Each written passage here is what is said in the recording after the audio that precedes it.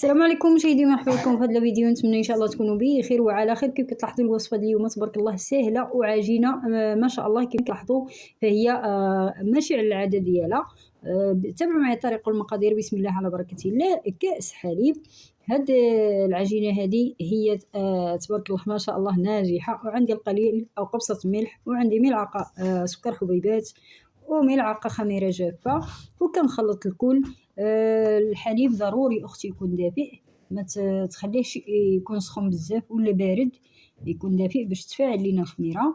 وكندير الدقيق حسب اختي الخليط اللي غادي تحصلي عليه.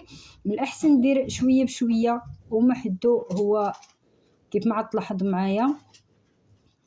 غادي ندير بيضه وبياض. بيضه اختي غادي تكون صفار بيضه غادي نحتفظ به للاخير. تابع معايا اختي. صفار بيضه غادي نخليه باش غادي ندهن الفطيره ديالنا. هذا هو. تابعوا معايا لاخر الفيديو. نتمنى الفيديو ينال الاعجاب ديالكم خواتاتي، وكنشكركم بزاف على التعليقات اللي هي محفزه فعلا، وكنشكركم بزاف على المشاهده وعلى الاراء اللي كتشاركوا معايا عبر التعليقات. ولا كنتي اختي اول مره كتزور القناه ديالي، خلي الاشتراك في القناه وفعل زر الجرس باش يوصلك كل جديد. وكيف كتلاحظوا خواتاتي كنزيد شويه الدقيق او الطحين شويه بشويه، كنزيد حتى كنحصل على القوام المطلوب. وكيف كتلاحظوا غادي نحيد هاد المغروفه ولا هاد باش كنحرك، وغادي ندير يدي باش يدي نقدر نتحكم في العجينه كما حبيت.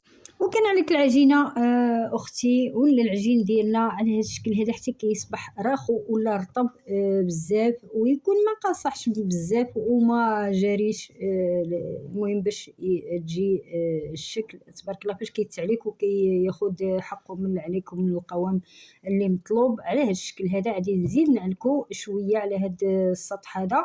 وكيف ما لاحظتوا خواتاتي انا ما دايره لا زيت نباتيه ولا مارغرين، غادي ندير شويه ديال زيت الزيتون من بعد حتى ما نسالي.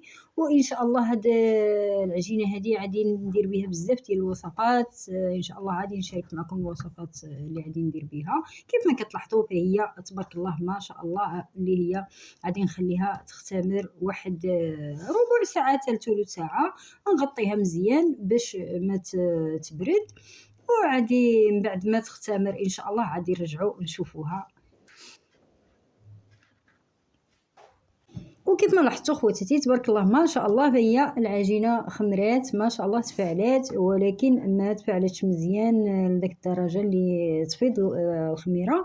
يعني حافظت على المستوى ديالها كما كتلاحظوا. غادي نخرج هذا النفس هذا وغادي نضيف ولا ندير القليل من زيت الزيتون كما سبق لي وقلت لكم. هذا زيت الزيتون انا عندي دائما كنستعمله، ديما عندي موجود. راه سبق لي حضرت معكم لا فيديو هذا ديال التين المجفف. زيت الزيتون مع التين المجفف الفطائر ديالو كتجي زوينه وصحيه اكثر فاكثر. اللي ما متواجدش عنده هاد زيت الزيتون يدير المارغرين ولا يدير زيت نباتيه من الاول في العجينه ولا في الخليط، حتى هو كيعطيك تبارك الله ما شاء الله. كان متوفر عندك زيت الزيتون احسن للصحه ديالنا ثمينه تبارك الله ما شاء الله. نعطيوها ما افطر وما احسن. وكنقطع هاد العجينه على حسب القطعه اللي حبيتي اختي، وكندير بها بزاف ديال كما سبق لي قلت لكم بزاف ديال الانواع ديال الفطائر ولا ديال دواز اتاي على شكل فطيره ولا بعجينه اللي هي مختلفه تماما، اللي هي رخيصه بزاف وسهله في الطريقه ديالها. كما كتلاحظوا غادي نحتفظ بالكويرات الاخرى وغادي نخلي وحده حدايا. الكويرات الاخرى غادي نغطيها كيف ما تلاحظوا معايا خواتاتي. غادي نخلي واحده فقط وهادو غادي نغطيوهم باش يزيدوا يتفاعلوا يزيدوا يخمروا. ومبدئيا غادي نبدا بهذا باش نمشي تدريجيا اللي طابت ولا اللي حضرتها نطيبها ونحيدها. هكا خواتاتي ما كنضيعش الوقت بزاف. وكيف ما كتلاحظوا تبارك الله هي العجينه رخوه رائعه ما شاء الله. نكمل وندير واحد الطابع كما كتلاحظوا. اي طابع عندك اختي، ما كنديرش في الجهه الاخرى اللي بالسنان، كندير بالعادي. وهكا غادي نطبع حسب السطح اللي انت اختي كتخدم به. انا كنخدم هذا السطح الصغير فقط، غادي ناخذ 6 ديال القطع وغادي نشارك معكم الطريقه ونكمل الخدمة ديالي ولا كما تلاحظوا معايا تبارك الله ما شاء الله. هنايا كندير ناخذ هاد القطعة هادي، أي أختي بغيتي تقطعي بالموس ولا بالدراجة ولا بأي حاجة عندك متواجدة في بيتك، يعني لا داعي باش ضروري وهاد الشوكولة ويمكن لك تعمر بالزبيب، ولا أنا غادي نشارك معكم الطريقة بالشوكولة حتى هي كتجي روعة وتبارك الله الأطفال كيبغيوها بزاف وما شاء الله. تخليها هكا الشكل ديالها، ولا من بعد غادي نغير الشكل غادي نشارك معكم اي تبارك الله جوج طرق في طريقه واحده ولا في وصفه واحده. وهكا غادي نستمر في الكميه حتى على هذا الشكل هذا اخواتاتي، فهي سهله بزاف وكتجي روعه ما شاء الله.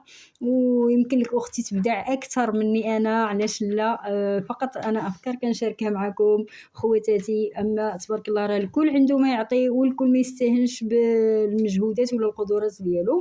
فتبارك الله ما شاء الله اي امراه في المطبخ ديالها كتزخر بافكار وبابداع تبارك الله ما شاء الله. وهكا خواتاتي غادي نزيد نشارك معكم قطعة أخرى ولا على هذا الشكل هذا خواتاتي، وغادي نكمل الكمية اللي عندي نفس الطريقة، وغادي نشارك معكم من بعد ما نجي نديرها في اللاطا كما كتلاحظوا حبة واحدة. كذلك غادي نتابع طريقة على هذا الشكل هذا، وغادي ننقلها للاطا ولا اي مول غادي دير به في الفرن. كيف ما تلاحظوا انا غادي نعوجها شويه على هذا الشكل هذا. حبيتي تخليها طويله خليها حتى هي كتجي روعه ما شاء الله. حبيتي تعوجيها هكا كما قلت لكم غادي نشارك معكم جوج افكار في وصفه واحده.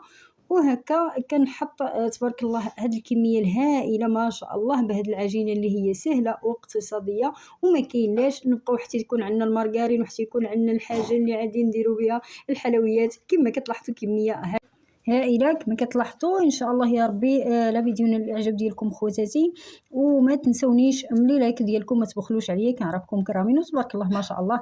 غادي ندير صفار البيض ولا زدت فيه الحليب اللي ما بغاش يزيد، اللي بغاه يجي المنظر اصفر مزيان يخلي صفار البيض بدون حليب ما يزيدش فيه. انا زدت فيه الحليب ما بغيتوش يجي اصفر بزاف.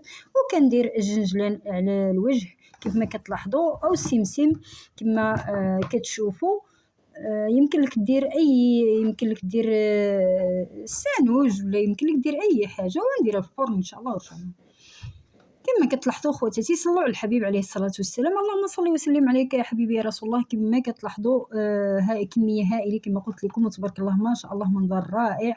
ومع السلامه الى فيديو اخر ان شاء الله.